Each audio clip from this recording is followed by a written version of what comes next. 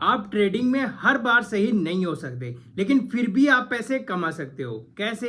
Risk management से। तो चलिए आज की वीडियो में बात कर लेते हैं कि प्रोफेशनल कैसे अपने रिस्क को मैनेज करते हैं। तो नमस्कार दोस्तों, मैं जगोडेला स्वागत करता हूं आपका हमारे स्टॉक मार्केट इन्वेस्टिंग के लेक्चर नंबर 46 में।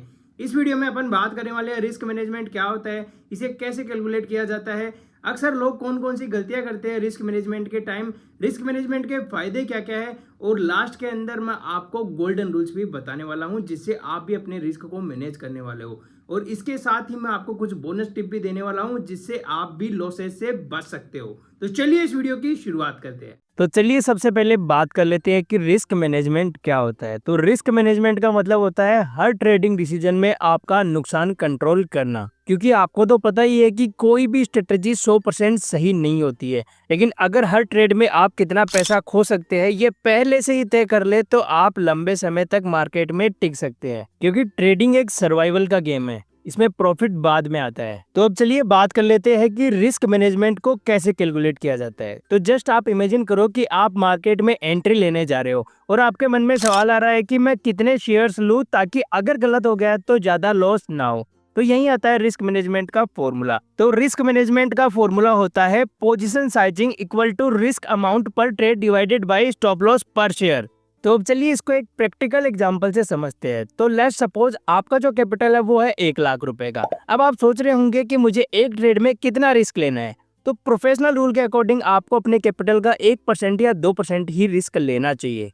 तो लेट्स सपोज आप इस एग्जांपल के अंदर 1% अपने कैपिटल का रिस्क ले रहे हो और आपकी कैपिटल थी 1 लाख रुपए। तो आपके कैपिटल का 1% हो गया 1000 रुपए पर ट्रेड। और आप जिस स्टॉक के अंदर एंट्री ले रहे हो उस स्टॉक की एंट्री प्राइस है आपकी 200 रुपए और उस स्टॉक का स्टॉप लॉस प्राइस है 195 रुपए। तो आपका पर शेयर रिस्क हो रहा है 5 रुपए। तो अगर पोजीशन साइजिंग के फॉर्मूले को अप्लाई करें तो पोजीशन साइजिंग का फॉर्मूला होता है risk amount divided by stop loss per share. तो यहाँ पर आपका रिस्क अमाउंट था 1000 रुपए, पर शेयर आपका रिस्क बन रहा है 5 रुपए।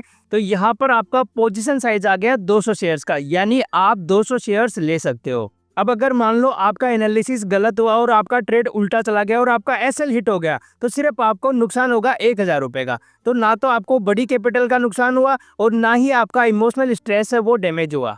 तो अब चलिए रिस्क मैनेजमेंट के फायदों के बारे में भी बात कर लेते हैं। तो इसका सबसे पहला फायदा है हर ट्रेड में आपका लॉस है वो कंट्रोल में रहता है। इसका दूसरा फायदा है आपकी कैपिटल है वो सेफ रहती है। इसका तीसरा फायदा है अगर आपकी एक्यूरेसी 40 से 50% भी है तब भी आप प्रॉफिट में रह सकते हो।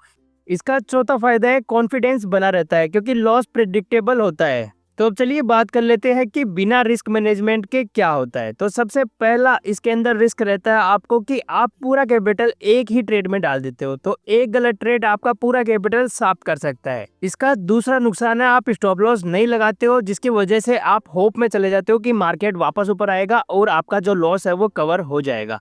इसका तीसरा नुकसान है पोजीशन साइज आप ज्यादा ले लेते हो तो छोटा सा मूवमेंट भी आपको बड़ा नुकसान दे सकता है। इसके अलावा कुछ लोग क्या करते हैं कि लॉस ट्रेड को पकड़ के बैठ जाते हैं और होप के अंदर रहते हैं कि अभी वापस ऊपर आ जाएगा और लॉस है वो कवर हो जाएगा। तो अब चलिए बात कर लेते हैं रिस्क मैनेजमेंट के कुछ गोल्डन रूल्स के बारे में। तो सबसे पहला रूल है एक ही ट्रेड में आपको कभी भी 1% या 2% से ज्यादा कैपिटल यूज नहीं करना है। मतलब अगर आपका कैपिटल 1 लाख रुपए है तो एक ट्रेड में आपको 1000 या 2000 से ज्यादा का रिस्क नहीं लेना चाहिए। इसका दूसरा रूल है स्टॉप लॉस को फिक्स करो और उसको स्ट्रिक्टली फॉलो करो, यानी आपका जो स्टॉप लॉस है वो इमोशनल नहीं लॉजिकल होना चाहिए, चार्ट और स्ट्रेटेजी के बेस पर। इसका तीसरा रूल है रिस्क रिवॉर्ड का भी ध्यान रखो, मिनिमम 1:2 या 1:3 का रेशियो टारगेट करो। अगर 3 ट्रेड गलत भी किए और एक ट्रेड आपका सही चला गया तो भी आपका जो गलत ट्रेड है उसकी भरपाई हो जाएगी। इसके अलावा अगर आपको पोजीशन साइज और रिस्क रिवॉर्ड रेशियो का नहीं पता तो इसका मैंने डिटेल वीडियो बना के डाल रखा है चैनल पे, आप देख के सीख सकते हो। तो अब चलिए कुछ बोनस टिप्स के बारे में भी जान लेते हैं जो आपको लॉसेस से बचा सकती है। तो सबसे पहला आपको ध्यान रखना है कि कभी भी आपको बिना एनालिसिस के ट्रेड प्लान नहीं करना है, हमेशा एनालिसिस करके ही ट्रेड प्लान करो। इसके बाद जो सबसे बड़ा खतरा है वो है इमोशनल ट्रेडिंग। तो आपको इमोशनल ट्रेडिंग से हमेशा बचना चाहिए। और इसके अलावा अगर आपको मार्केट में लंबे समय तक टिकना है तो इसके लिए आपके पास सबसे बड़ा हथियार है आपकी ट्रेडिंग कैपिटल। तो ऑलवेज अपनी ट्रेडिंग कैपिटल को आपको प्रोटेक्ट करना चाहिए।